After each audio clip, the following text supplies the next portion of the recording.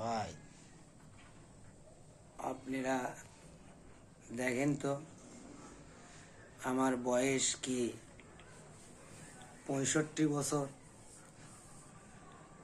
যদি 65 বছর হয় তাহলে আমি মানে নিলাম যে আমার বয়স 65 বছর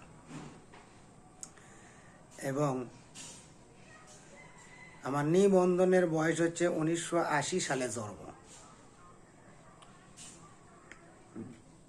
আর ভোটার আইডি কার্ডত বয়স 1960 সাল। তাহলে আপনারাই বলেন, নিবন্ধনত যদি 1980 সালে জন্ম হয় তাহলে ভোটার আইডি কার্ডত 1960 সালে কিভাবে জন্ম হয়? আপনারা এই বিচারটা করেন।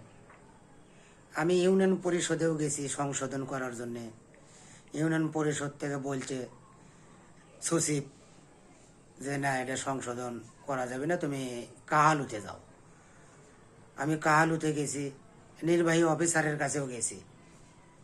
নির্বাহী অফিসার আমাকে বলছে, বাবা তোমার 2260 টাকা জমা লেমো, তোমার 10 বছর পরেও রেজাল্ট এটাই আসবো।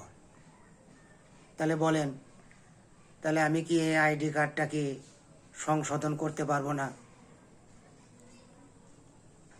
তাহলে আইডি কার্ডটা যদি সংশোধন না হয় তাহলে আমি তো কোনো জায়গায় যে চাকরিও করতে পারবো না। আমি এভাবে অনেক গার্মেন্টসে জব করার জন্য গেছি, দেখে পছন্দ করে ভেতরে ঢুকে নেয়, আইডি কার্ডের বয়স দেখে কয় না এই বয়সে চাকরি হবো না। তাহলে বলেন আমি কি করব?